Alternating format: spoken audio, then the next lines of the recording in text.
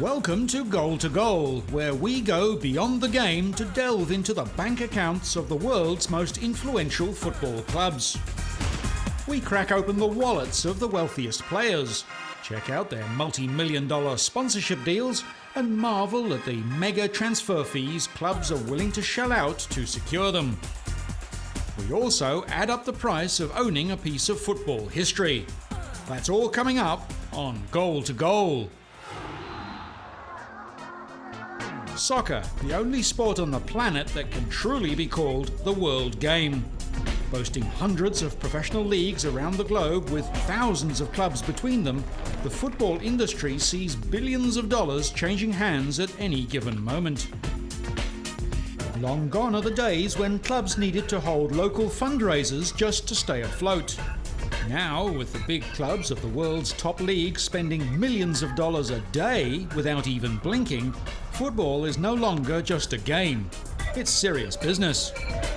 As in any business, a company's share of the revenue is a direct reflection of its performance in the marketplace. In the case of football, the battle for market dominance is played out on a pitch rather than in a boardroom or on the stock market. With millions of viewers watching every week, a poor performance could not only cost Premiership points, it could also have disastrous effects on merchandise sales, ticket takings, even potential sponsorship deals. If a team's downturn in performance lasts for 1 or 2 seasons, the effect on club finances can be catastrophic. The decline of Leeds United is a prime example of the fickle fortunes of the football business. Within 3 short seasons, Leeds fans saw their club fall from the top echelons of the English Premier League into the relegation zone, where it faced the prospect of possible bankruptcy. The Leeds United collision course began at the end of the 2001-02 season, when narrowly missing out on the lucrative Champions League cost the club much more than dented pride.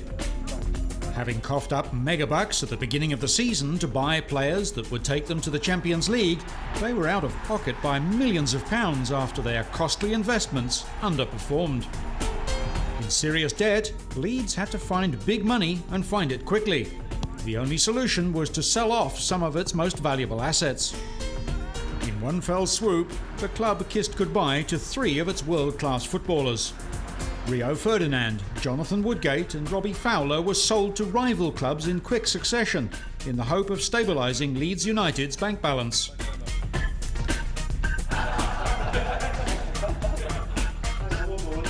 Finances remained tight throughout the following season, and the team felt the pressure to produce good enough on-field results to save the club. But after a bad start to the season, relegation became a real threat. With 1 game to spare, Leeds United pulled off a remarkable 3-2 away victory against title hopes Arsenal to hang on to a place in the Premiership. That victory turned out to be a mere stay of execution, however, as the next season saw Leeds sink even deeper into the mire and lose its Premiership status. With debts close to £80 million, management were yet again forced to sell off more assets. International stars Paul Robinson, Mark Viduka and Alan Smith were transferred.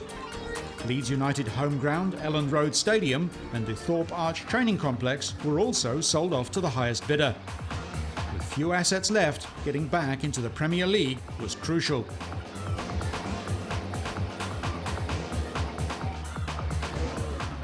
At the end of the 2005-06 season, Leeds finished 5th in the Championship and won the right to a play-off with Watford for promotion to the Premier League. With 40,000 Leeds fans backing their beloved team, things finally seemed to be looking up for the struggling club. Sadly, Watford FC had other ideas and dealt Leeds a 3-0 thrashing. Having come so close to promotion, the club was unable to build on its 2005-06 form. The following season saw a total collapse of their on-field performance, and they finished in the relegation zone of the Championship. Demoted to League One for the first time in Leeds United's 87-year history, the club continues to be dogged by financial difficulties. The glory days of the English Premier League little more than a distant memory.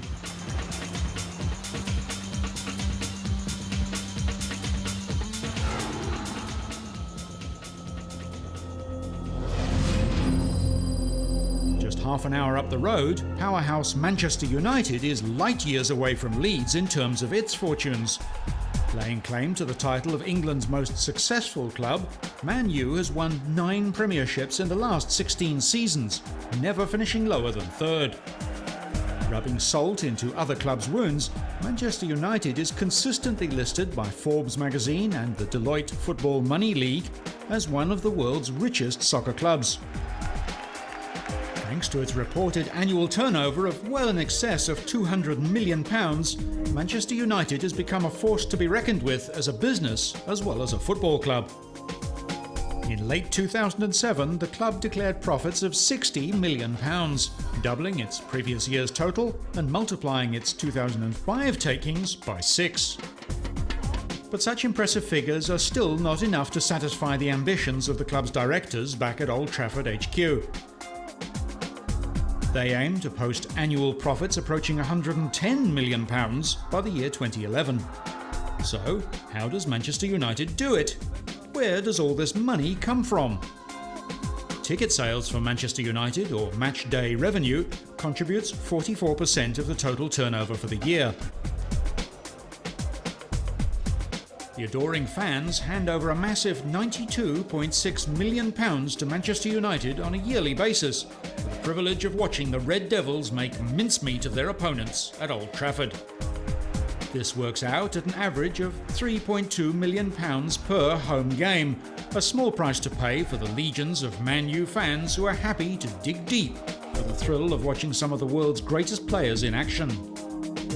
Thanks to the recent redevelopment of the stadium, which increased Old Trafford's capacity by 8,000 seats, matchday revenue has been boosted by an enormous £21 million per annum, which equates to £2,125 per seat.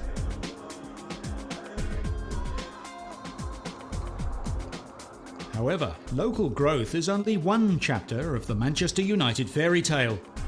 Quick to capitalise on huge advances in media, multimedia and the internet in the 21st century, the club has been the benchmark for success in promoting, selling and showcasing its brand all over the world.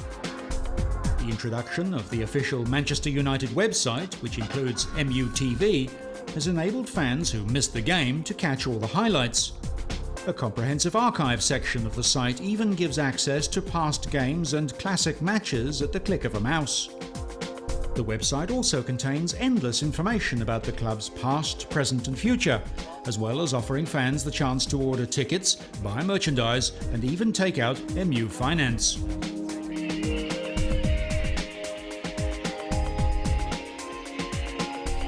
This easy access to information has created a global fan base of massive proportions. Estimates put Man United's loyal supporter base at more than 330 million people, including 139 million core fans. This constitutes a leap of almost 50% in the space of 5 years. With a minimum of 139 million people viewing their product on a weekly basis, it's no wonder that sponsors are literally throwing money at Manchester United. In recent years, the club has landed a number of enormous sponsorship deals with the likes of Vodafone and AIG, or American International Group, which splashed out £56.5 million over 4 years to become Man U's major shirt sponsor. Other sponsors include Nike, Kumho Tires, Betfred and Hestion, all of whom fork out a hefty sum to be part of the Manchester United brand. With so much money in the bank, it's good to know that Manchester United is also ploughing plenty of its cash and business acumen into the cause of giving back at both a local and global level. Through the club's corporate social responsibility work, players and administrators operate in 3 main tiers: work within the local community, work with national organisations in the UK, and work with their global charity partner UNICEF. Aside from its affiliation with UNICEF, Manchester United also offers support to 10 national UK-based charities, as well as supporting the local area with its Football in the Community scheme, encouraging learning in the local school community.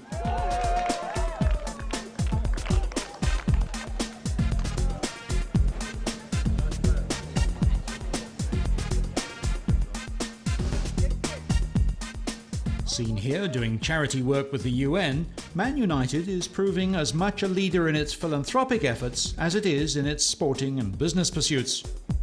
Surprisingly, however, despite its vast supporter base and incredible global growth, the all-conquering Manchester United will have to grow even deeper pockets to rival the bank balance of a certain Spanish club.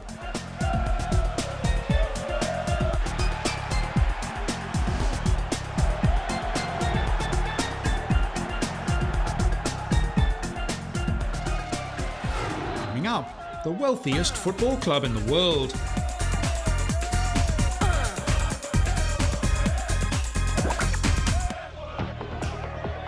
Billed as the most successful European club of all time, Real Madrid is happy to assume the mantle of the world's richest soccer club. While the rest of the top 10 jostle for position on a yearly basis, Real Madrid has held on to the top spot for the last 3 years. With unsurpassed revenue of £236 million for 2006-07, including an impressive 20% growth from the previous year's total, Real Madrid stands way out in front in terms of its wealth. The growth of Real Madrid's revenue can be attributed to its recent return to championship-winning form. In 2006-07, the club won La Liga for the first time since the 2002-03 season, handing Real its 30th domestic title. Prior to the 06-07 win, the club had faced widespread criticism for amassing a squad of A-list soccer celebrities who couldn't pull together as a team. However, it seems that current manager Bernd Schuster has found the perfect formula to put Real back at the top of La Liga. Now boasting world-class players such as Robinho, Arjen Robben, Fabio Cannavaro and Captain Raul, the future once again looks bright for the All-Whites. Traditionally, Real's revenue stream has come from commercial areas such as sponsorship and merchandise sales. However, its growth in 2006-07 was achieved via increases in matchday and broadcasting revenue. Escalating by an incredible 42% to £89.1 million per annum, the broadcast revenue alone has sent Real's financial growth through the roof, ensuring it remains at the top of the money-earning charts. Much of that money comes from Spanish media company MediaPro, who won the broadcast rights to Real Madrid on a 7-year contract, which guarantees £740 million to the club. To put this into perspective, Manchester United's broadcast rights for 2006-07 came to a mere £61.5 million, compared with Real's total of nearly 90. The difference of £27.6 million is enough to buy around 6 private jets, or 18 Ferrari Enzos. Add to this mind-boggling broadcasting deal matchday revenue in excess of £55 million, with an average home attendance of 71,500 fans, and you start to get a good picture of just why Real Madrid remains untouchable at the top of the soccer-rich list.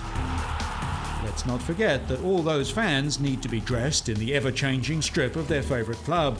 And with a little bit of help from a few money-wielding sponsors, Real's commercial revenue of £91.8 million marks yet another chart topper for the Spanish super club.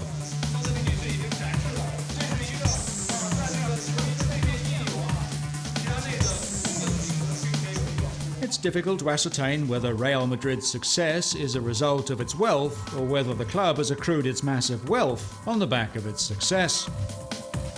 It may in fact be true that while you can buy a team of champions, you can't buy a champion team. But down on their luck clubs like Leeds United would love to be in a position to find out. One could argue that if Leeds United had had the money that Real did back in 2003, the club could have ridden out a couple of poor seasons without having to sell off its top players, and could now be still challenging for the Premiership. Of course, what could have been is always a constant source of speculation, but one of the harsh realities of modern-day soccer is that clubs need to have as much talent in the boardroom as they do on the pitch to survive in the dog-eat-dog world of today's football business.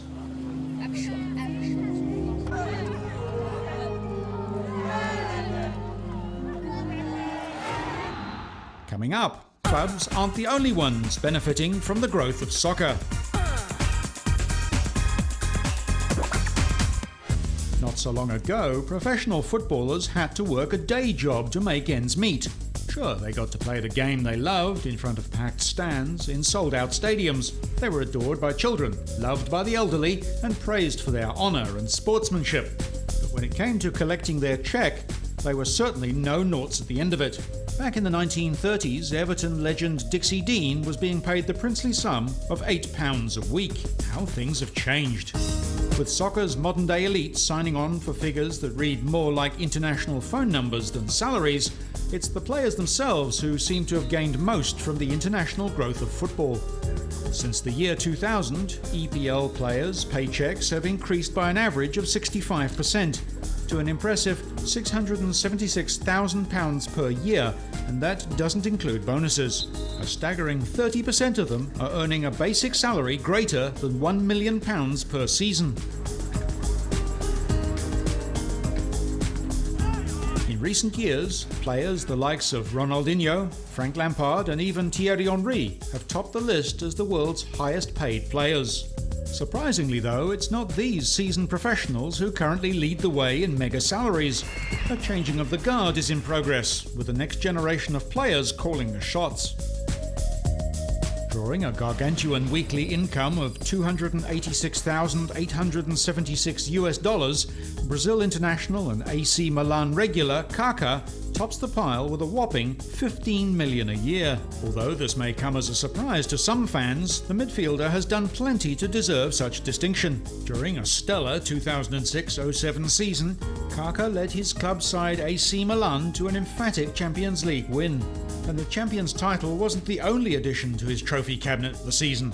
In fact, he won an incredible 20 individual honours between 2006 and 2007, including UEFA Champions League top scorer, UEFA Club Footballer of the Year, European Footballer of the Year, and FIFA World Player of the Year. However, it's the FIFPro World Player of the Year award that Kaka treasures the most. It's a special thing to be elected by my fellow players, the men on the field who really understand the game from the inside. They are not coaches, they are not journalists, they are players who voted for me to have this award. I am very honoured to receive this award.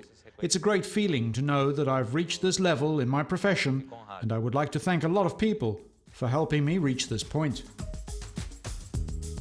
So dominant was Kaka's form that year, he obliterated his European Footballer of the Year competition by polling 444 votes, the most in the award's history. He defeated second-place getter Cristiano Ronaldo by 167 votes to break another record. Aside from filling his mother with pride, Kaka's best year to date also guaranteed him a great payoff in the hip pocket.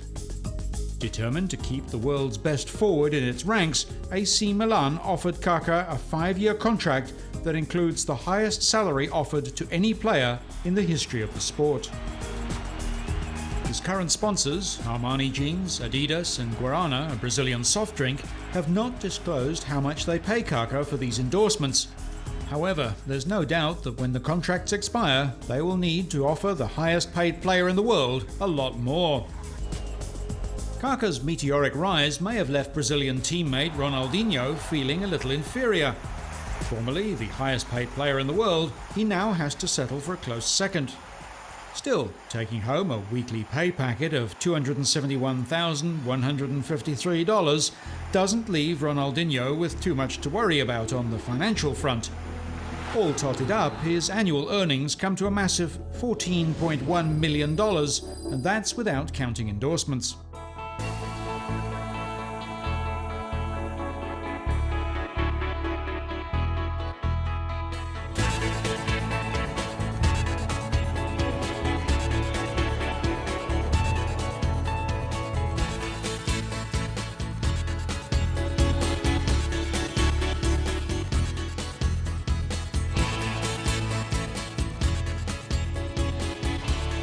Only 2 years and 1 month older than Kaka, Ronaldinho has already achieved so much in his brilliant career. He's been playing football professionally for almost a decade, and over that time, Ronaldinho has won 23 individual awards, including the European Footballer of the Year in 2005, and the FIFA World Player of the Year 2 years straight in 2004 and 2005. His impressive trophy cabinet also contains reminders of winning the UEFA Champions League, La Liga, Copa America and the 2002 FIFA World Cup. Replicas of his famous number 10 jersey are sported by children of all ages who aspire to playing football like their hero. His endless talent, goofy smile and truly beautiful game style make Ronaldinho a marketing dream, and he's more than happy to play along. His major sponsor, Nike, have called on Ronaldinho's help to promote their products on numerous occasions. In one particular internet commercial, Ronaldinho obliged in spectacular style by volleying a ball back and forth between the penalty spot and the crossbar with pinpoint precision. The rush to check out this neat trick helped Nike rack up 12 million views in no time at all. Ronaldinho was also central to Nike's first ever product line for a football player. The Ronaldinho R10 signature line included specially designed boots, clothing and other football products.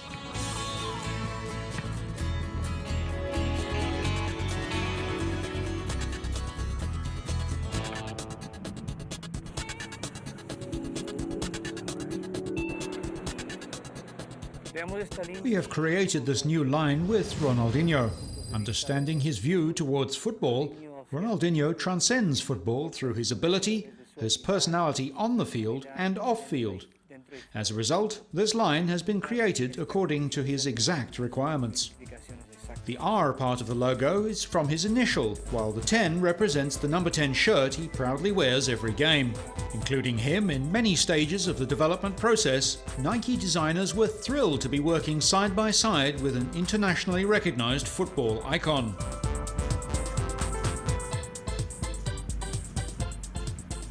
It was an honor to work with Ronaldinho, and I'm really happy of how these boots end up. And as far as this boots is designed specific to Ronaldinho to increase the touch 360 degree on the upper and then bottom. Also, we add these 3 color stitching to represent his elements in life: family, samba, and joy. So this is 100% Ronaldinho's boots.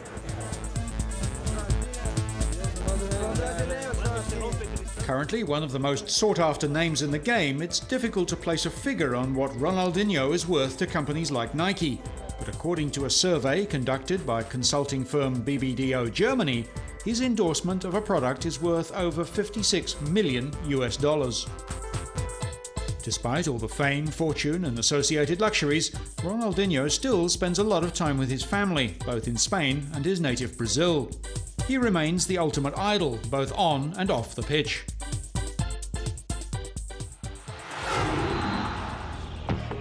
Recent history, the biggest rivalry faced by Ronaldinho and Nike in terms of marketability has come from the dream partnership of Adidas and David Beckham. Currently playing in the US for MLS club the LA Galaxy, Beckham has long been rumoured to be the wealthiest footballer on the planet. Although no one disputes his obvious talent, the former England captain has not been up for an individual award since way back in 2001, when he was a UEFA Club Player finalist. In fact, he's yet to do better than winning that award in 1999, which remains his biggest career accolade to date. Although his share of the trophy haul looks rather paltry compared to the likes of Ronaldinho, Kaka and other greats of the game, his bank balance undoubtedly offers plenty of consolation. While playing for Spanish club Real Madrid, Beckham was on a weekly income of $240,000, or around $12.5 million a year. Some football followers viewed this huge sum as something of a slap in the face for more talented players who are taking home considerably less. Despite the criticism, Beckham remained as courteous as ever. Refusing to let the controversy get the better of him, he spoke of his Real Madrid teammates with great admiration. Well, I'm lucky enough, the players that I admire, I play with, so, you know, to have them players and to look up to players like that, you know, like Ronaldo, Zidane, Figo, Roberto Carlos, Raul, you know, to have them all in the same team as you, you know, you can't ask for better than that. But as I said, you know, I played for Man United for a long time, and I had a lot of players in that team that I respect, and, you know, having Roy Keane as a captain was a big plus for everyone, and still is for Manchester United. And to be fair to David Beckham, he does offer a lot more than mere football skills. There's the profile, marketability and sheer revenue the Beckham brand brings to anything it attaches its name to. With Beckham on board, a club can count on crowd numbers, merchandise sales and even television ratings to skyrocket. And that kind of value is worth paying the big bucks for, whether or not he can kick a ball. His popularity around the world is unsurpassed. This enables his club side to market itself to areas of the globe they were unable to reach in the past. His rock star following throughout Asia is a multi-million-dollar industry in itself. Obsessed Japanese and Chinese fans will buy almost anything bearing their beloved Beckham's face or name. In early 2008, a Chinese manufacturer named a range of condoms after the soccer superstar. According to the brand's marketing spiel, buying a packet of these condoms will enable users to score in the bedroom like Becks does on the pitch. Even without securing David Beckham's permission to use his name, the condom is now the market bestseller in China.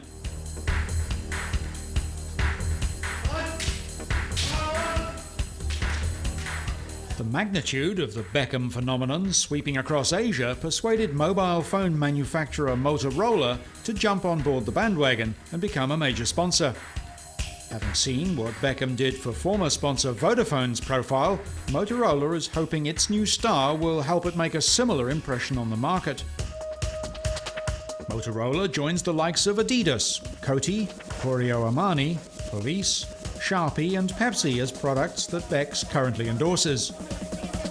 Pepsi, which has sponsored Beckham for a decade, has featured the part-time actor in countless advertisements.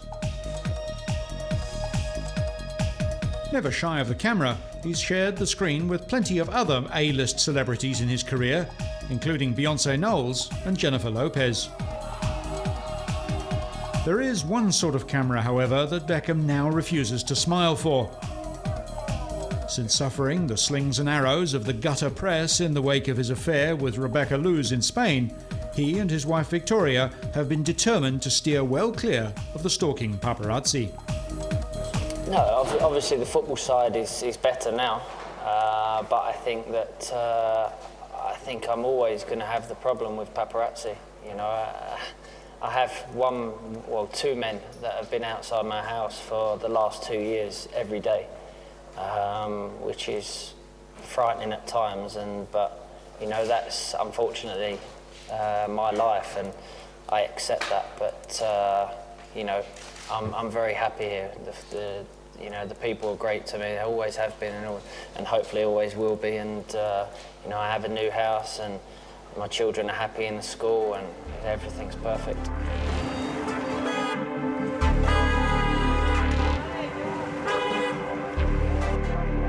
Many believe that his antipathy towards the intrusive British press played a large role in the Beckham family's decision to move to the US.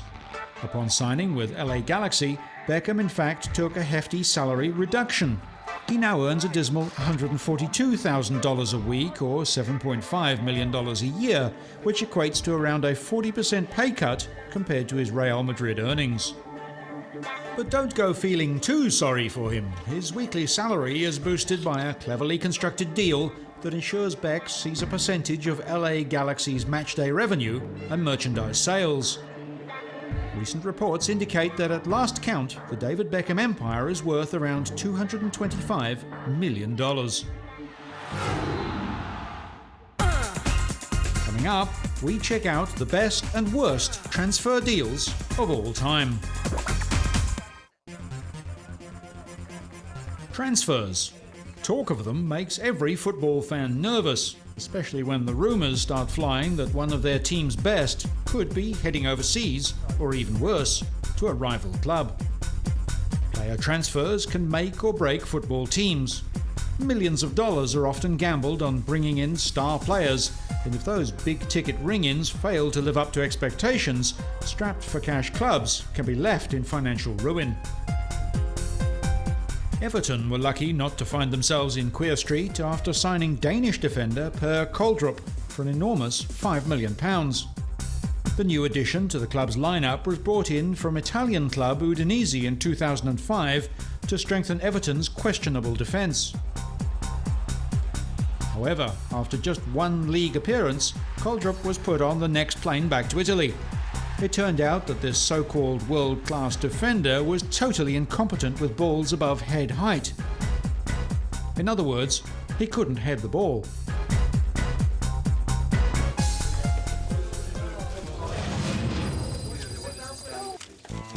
EPL clubs Manchester United and Chelsea may have all the money in the world to invest in great players, coaches and the talent scouts to find them. However, even these professional headhunters can make the occasional blunder. Juan Sebastian Veron was considered to be one of the world's best midfielders when he was transferred from Lazio to Man United in 2001. The Serie A superstar was bought by the Red Devils for £28.1 million, which today remains one of the highest transfer fees of all time.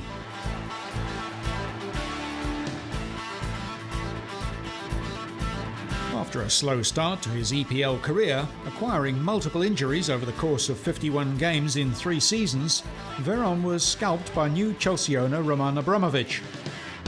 And in no time at all, Juan Sebastian Veron was playing for Chelsea. The club had snapped him up for what seemed like the bargain price of just £14 million. Sure, Veron hadn't quite set the world on fire during his time at Manchester United, but his potential was in no doubt.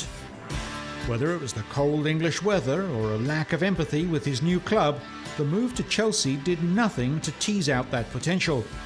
In fact, Veron promptly slipped into one of the largest form slumps in the history of football. 4-year stint with Chelsea, during what should have been the prime of his playing career, Veron only managed to make it into the team on 7 occasions, scoring just once. In effect, Veron ended up costing Chelsea £2 million per appearance, during which he barely made an impression on the opposition. That bargain transfer would have to go down as one of the worst transactions the English Premier League has ever witnessed. FIFA World Player of the Year on 3 occasions and considered to be one of the greatest players to ever grace the game, Zinedine Zidane had no qualms about waving goodbye to Italian club Juventus and moving to Real Madrid back in 2001. Listed as the highest transfer fee of all time, Real wrote a cheque for £46 million, or around $100 million, to have the French international play for the All Whites. Luckily for Real Madrid, they didn't have to wait too long to see a return on their investment. The club took out back-to-back La Liga titles in 2001 and 2002-03.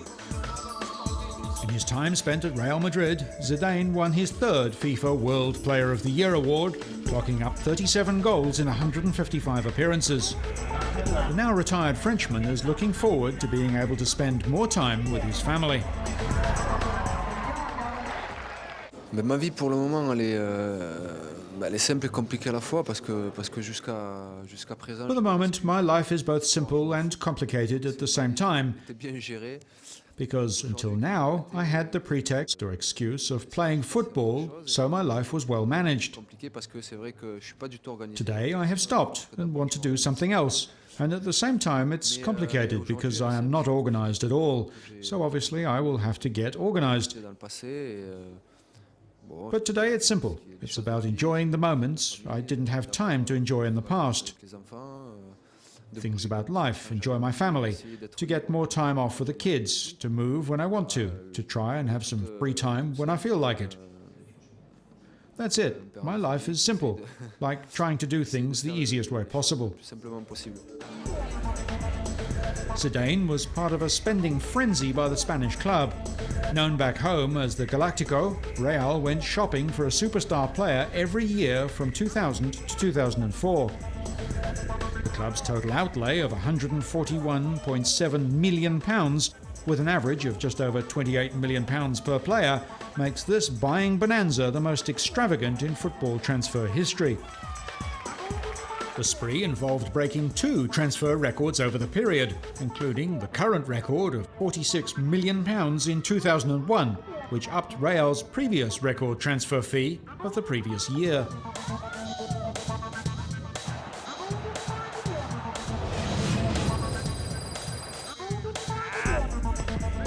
Deciding to buy La Liga champion Luis Figo from competition rival FC Barcelona, Real Madrid spent £38.7 million on purchasing the talented right-winger in the summer of 2000. The Portuguese international was an enormous signing for the club, but the decision to buy him paid almost immediate dividends.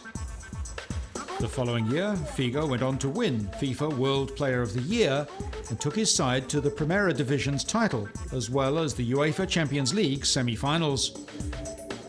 The season after, Figo went one better and played a crucial role in his side's 2-1 victory over Bayern Leverkusen in the Champions League final. Although his move won Figo the support of thousands of Real Madrid fans, it cast him as a villain in the eyes of his former club and Real's arch-rival FC Barcelona. Upon his return to FC Barcelona's home ground, Camp Nou, a study by Televisió de Catalunya found that the decibels of the crowd's whistles and jeers surpassed those of an aeroplane taking off. On his second appearance wearing Real Madrid colours at Camp Nou, Barcelona's ground almost had to be closed. All kinds of objects, including a pig's head, were thrown at Figo, who was also taunted with insults. One such insult, pesatero, which roughly translates to money whore, echoed around the stadium throughout the match. Despite these difficulties, the right winger put together a solid 5 years at Real Madrid. Playing alongside a slew of other modern-day football legends, Figo scored 36 times from 165 appearances. In 2005, he was transferred to Inter Milan for no transfer fee. Rumoured to have signed a contract worth $8.5 million over 2 years, Figo was very thankful to be given the opportunity.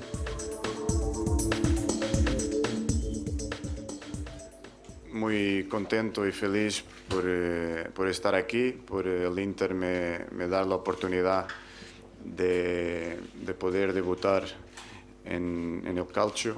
I am very happy to be here and that Inter gave me this opportunity to make my debut in the Calcio. De los más grandes equipos de Italia y del mundo. I am happy to be at one of the best clubs in Italy and in the world. De hacerlo bien y poder I'm full of desire to do well and to be able to contribute to Inter's success.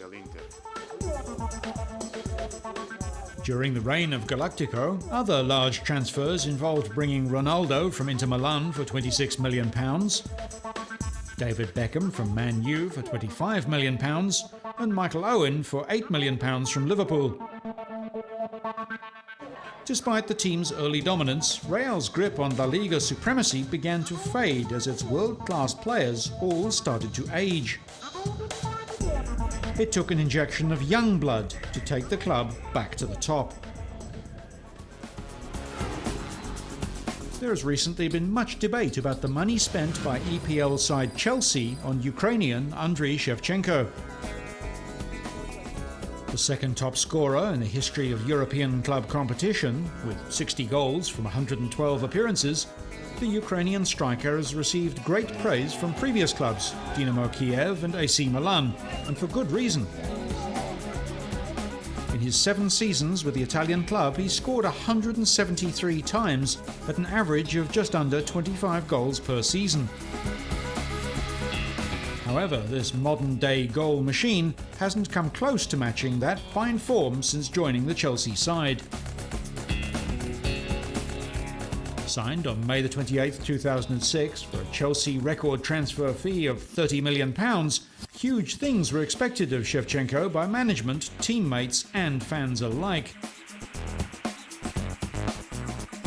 Supporters of the club hoped that playing alongside fellow Chelsea striker Didier Drogba, Shevchenko would make a formidable world-class attack, putting Chelsea in contention for a Champions League title and potentially winning the team's third premiership. But 2 seasons into his contract, many questions were being asked about the record signing. His Chelsea average of just 1 goal every 3.2 appearances looked pretty dismal next to his AC Milan record of hitting the back of the net almost every game. Such poor form was a disaster for Shevchenko and the people responsible for signing him. With fans losing patience and demanding value for money, Shevchenko is feeling the pressure from all sides. But if he's to justify the record transfer deal and rescue his English Premier League career, he'll need to return to goal-kicking form, and fast. Coming up, what fans will pay to get a piece of their hero.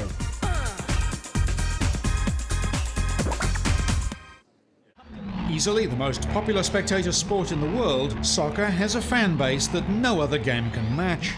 The principal obsession of billions of fans around the world, it's easy to see how Karl Marx's comment about religion has been appropriated by commentators who've described football as the opium of the masses.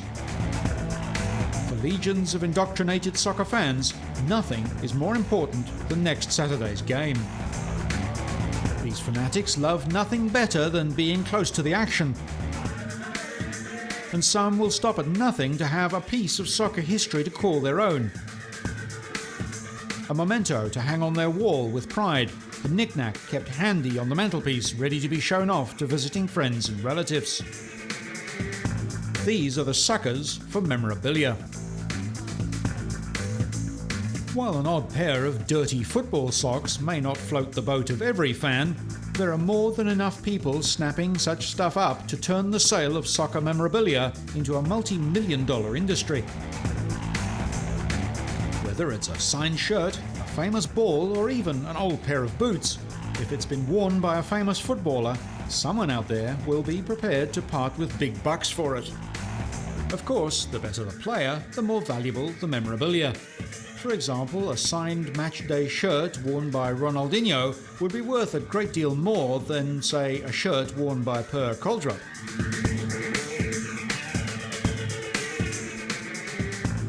However, it's not only the player's talent that determines the value of the merchandise. If a player has been embroiled in some sort of scandal or cost his team dearly in a critical game, that can also add value to the item. Football now is a global sport. As I say, it's played in every sort of continent on this earth, from the Far East to obviously South America. It was a great nation. The World Cup in '94 in America was a good sort of marketplace as well, because we got a lot more buyers from there, people understanding the game, and just we're finding more and more interest in the catalogue and the website. Obviously, is a global thing now, so people log onto the site, and they're interested in collecting Manchester United or Real Madrid or Barcelona or whoever sort of their favourite team they've followed over the years, and this is the only chance they'll ever get to owning memorabilia from a famous player. In late 2007, a collection of 34 famous shirts went under the hammer, with all proceeds going to charity. Listing a roll call of shirts worn by such greats as Alan Shearer, Ronaldo, Thierry Henry and Eric Cantona, the shirts which have soaked up the blood, sweat and tears of some of the world's greatest football players from the past century, went for over £1 million.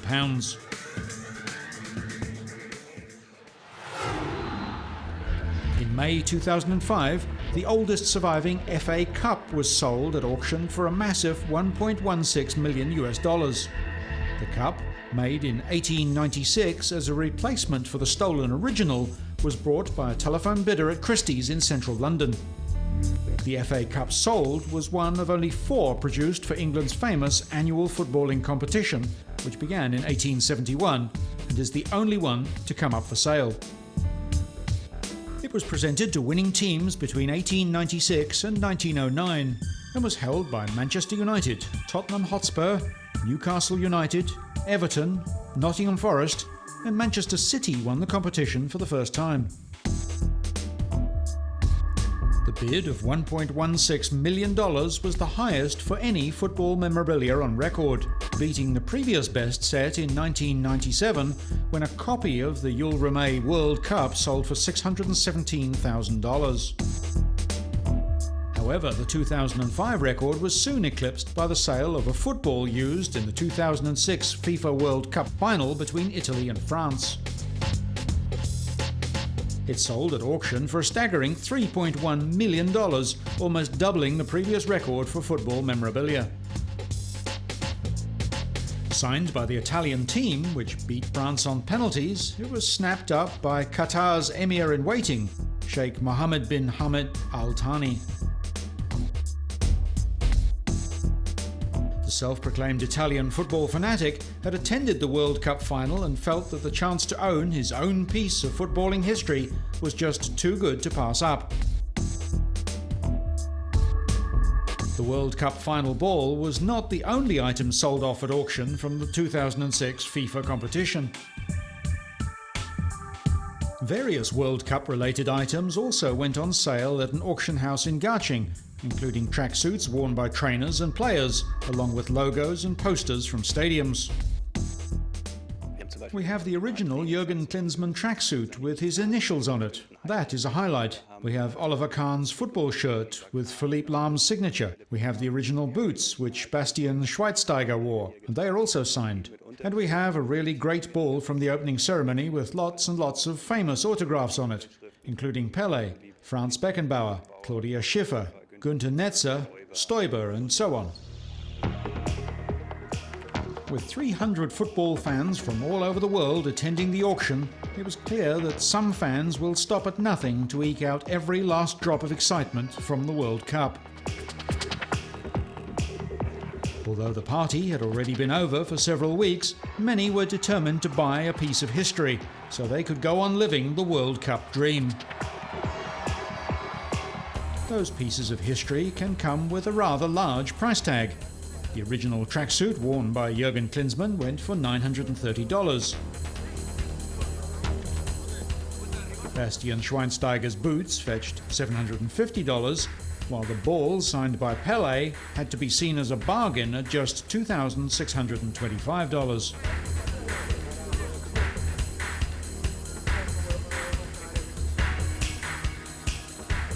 With football clubs around the world raking in millions of dollars a year, continuing to pay players annual salaries the size of lottery jackpots, and fanatical supporters falling over themselves to snap up pricey slices of their beloved game, the business of soccer is alive and well and looks set to keep on kicking goals.